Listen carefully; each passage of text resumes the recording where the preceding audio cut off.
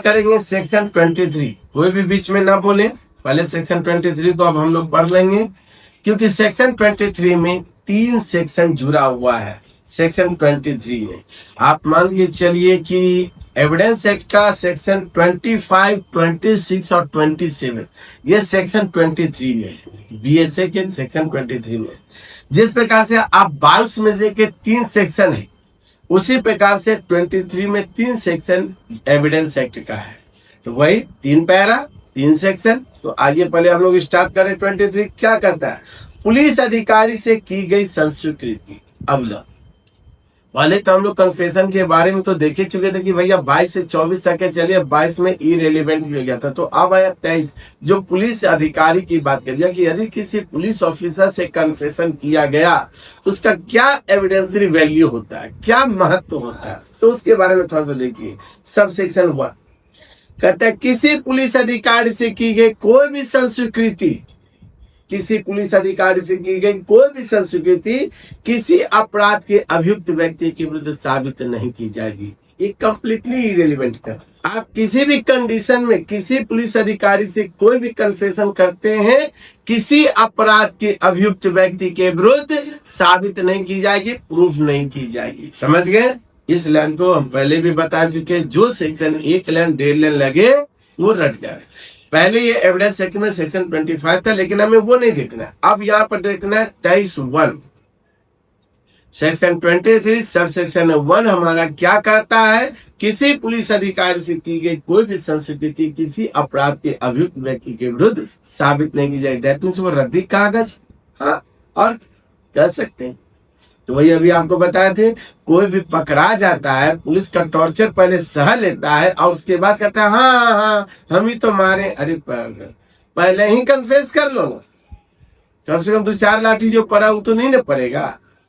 पहले ही हाँ बोलिए क्या करना है, स्वीकार करना है। हाँ, जहाँ लाठी, एक मिनट क्या कहना चाह रहे, यदि वो बोलता है बोलो कि हमने चोरी किया, हाँ हमने चोरी किया है, बोलो कि हमने मर्डर किया, हाँ हमने मर्डर किया, कन्फेस कर लीजिए। तो क्यों? क्योंकि 23(1) ये कहता है किसी पुलिस ऑफिसर से किया गया कोई भी कन्फेशन किसी अपराध के अभियुक्त व्यक्ति के विरुद्ध साबित नहीं की जाएगी। एकदम इस चीज को रट जाता है। ठीक है, अब आइए सब सेक्शन 2। अब सब सेक्शन 2 कह दिया, थोड़ा सा सबसे पहले एक पॉइंट नोट कर लें। धारा 23 का सब सेक्शन 2 यानी 23(2) उपधारा 2 जुडिशियल कन्फेशन न्यायिक संस्वीकृति से संबंधित है। 23(2) न्यायिक संस्वीकृति से संबंधित है, जुडिशियल कन्फेशन से संबंधित है। अब ये क्या कहना चाह रहा है, कहता है कोई भी संस्वीकृति कोई भी कन्फेशन जो किसी व्यक्ति ने उस समय की हो, किस समय, जब वो पुलिस अधिकारी की कस्टडी में। अब यहाँ पर कस्टडी वर्ड आया, गिरफ्तार किया गया वर्ड नहीं आया। तो एक क्वेश्चन उठ जाता है कि ये अरेस्ट यानी गिरफ्तारी और अभिरक्षा यानी अरेस्ट और कस्टडी, इसमें क्या अंतर? यदि कोई व्यक्ति गिरफ्तार किया गया और कोई व्यक्ति कस्टडी में लिया गया, क्या दोनों एक ही चीज है? दोनों अलग अलग है। ठीक है, दोनों डिफर करता है। जनरली क्या होता है, जो कस्टडी में लिया जाता है, जैसे आप लोग सुनते होंगे कि जैसे कॉलेज के बाहर विद्यार्थी लोग ने, छात्र लोग ने धरना प्रदर्शन किया और पुलिस जाती है गाड़ी में, सभी स्टूडेंट को भर देती है। वो क्या है, जैसे कहीं किसान उसान जो कर रहे थे धरना प्रदर्शन, वहां पर क्या है, सभी को कस्टडी में लिया जाता है। वो कस्टडी है, सुबह में कस्टडी में लिया, शाम को छोड़ दिया। वो जेल नहीं है, वो गिरफ्तारी नहीं है। लेकिन स्टूडेंट लोग क्या कहते हैं, अरे हमें तो गिरफ्तार कर लिया। काहे का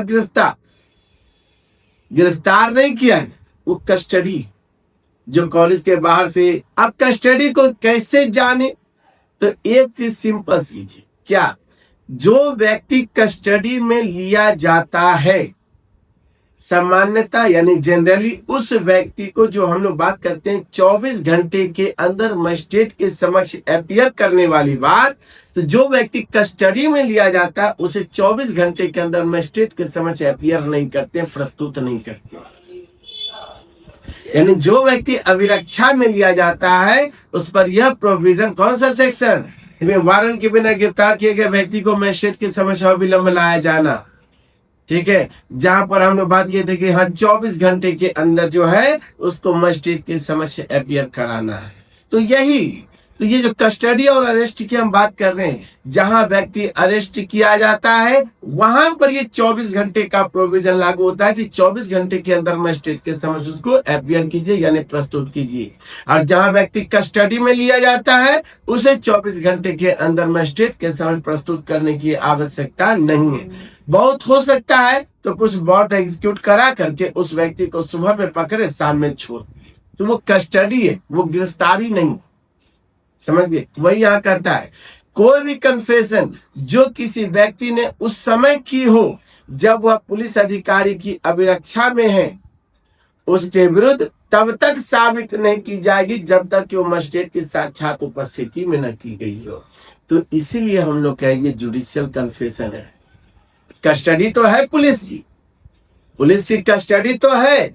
अभी हम पढ़े सबसेक्शन 1 क्या कि पुलिस की अभिरक्षा में होते हुए किसी के द्वारा की गई संस्कृति को किसी अपराध के अभियुक्त व्यक्ति के विरुद्ध साबित नहीं की जाएगी। लेकिन सबसेक्शन 2 क्या कह देता है, पुलिस की अभिरक्षा में होते हुए मजिस्ट्रेट द्वारा की गई संस्कृति साबित की जा सकती है, वही एक कन्फेशन।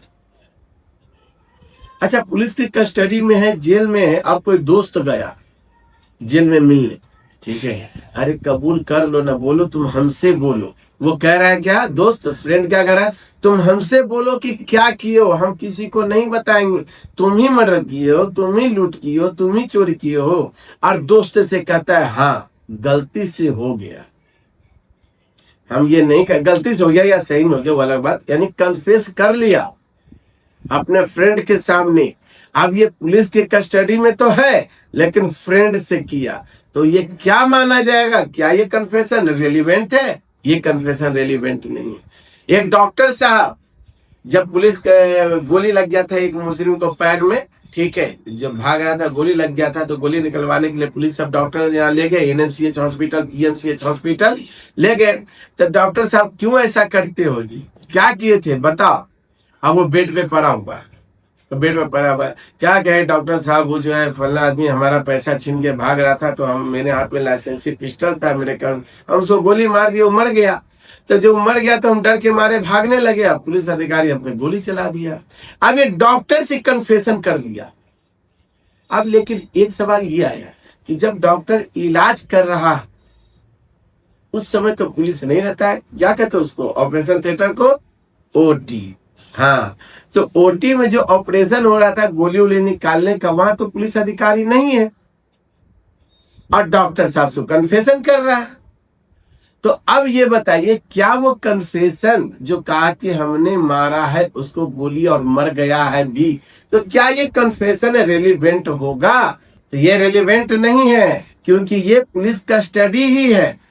पुराने जमाने में, पहले, आज के समय में नहीं, मान लिया कि 25 साल पहले क्या होता था कि पुलिस अधिकारी साइकिल से चलता था, ठीक है, एक चोर जो है भागा था और पुलिस अधिकारी जो है उसको पकड़ने गया और चोर को पकड़ लिया, खेत में पकड़ करके लाया और मुखिया जी के पास रख दिया, ठीक है, मुखिया जी के पास रख दिया, कहा कि हम जा रहे हैं थाना जिप्सी लाने जा रहे हैं, देखिएगा इसको देखते रहिएगा। ये भी पुलिस कस्टडी है, इसको भी कस्टडी माना जाएगा। अगर भाग जाएगा तो मुखिया जी जिम्मेदार। तो आखिर ये कस्टडी होता क्या, अभिरक्षा होता क्या, इसको शॉर्टकट में कोई बताइए, ये पुलिस कस्टडी होता क्या? आखिर कस्टडी होता क्या है? आप कह रहे 2 किलोमीटर पुलिस चला गया तो भी पुलिस कस्टडी मांगे, आखिर ये पुलिस कस्टडी होता क्या? गिरफ्तारी तो समझ गए, ये 24 घंटे का प्रोविजन एप्लीकेबल हो जाएगा, लेकिन कस्टडी क्या होता है? तो पुलिस कस्टडी वो होता है जहां व्यक्ति स्वतंत्रता पूर्वक इधर उधर जाने में असमर्थ होते हैं, यानी एक निश्चित सीमा में बंध जाना, ये पुलिस अभिरक्षा मानी जाती है। चाहे मुखिया जी के पास हो तो बस उतने दूर रहे, आप इससे बाहर नहीं जाते, एक निश्चित सीमा में। जैसे थाना में गए, आप इधर उधर घूमिए, ठीक है, भले जेल के अंदर न डाला, आपको थाने में ही रखा, बेंच पे बैठा के रखा, फिर भी वो पुलिस कस्टडी माना जाता है। जरूरी नहीं है पुलिस कस्टडी के लिए कि हाथ में हथकड़ी हो और जेल के अंदर हो और बाहर ताला लगाओ।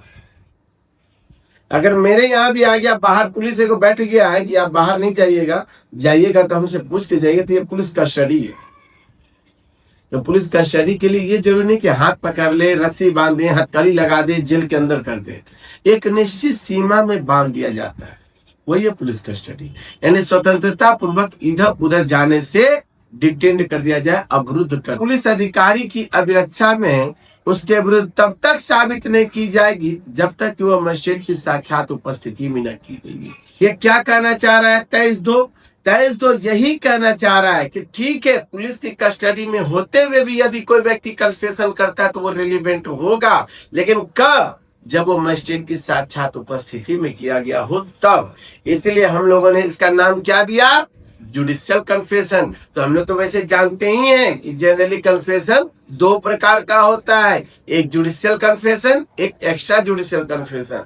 Extra judicial confession out of court, out of magistrate, यानी मजिस्ट्रेट के जुडिशन से बाहर वो किया जाता है। जैसे वही Sahu versus state of UP, नशे में कर रहे हैं, क्या कोई बोलता ही रे, वही वाला बात, मार दी आज जेल की। तो ये क्या है? ये एक्स्ट्रा जुडिशियल कन्फेशन है। पे कहता है प्रोवाइजो।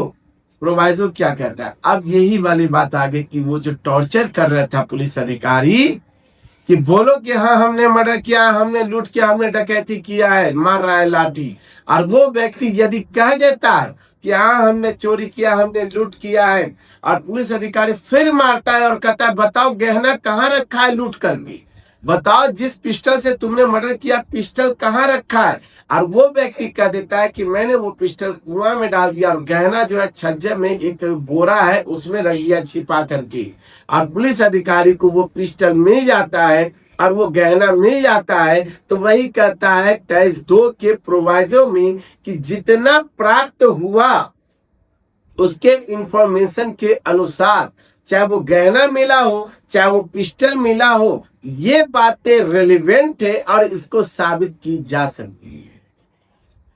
यानी अभियुक्त को जो टॉर्चर करके या जो मार करके पीट करके आप कर रहे हैं, और यदि वो कन्फेशन करता है तो जनरली हम तो देख लिया कि 23(1) में वो इरेलीवेंट है।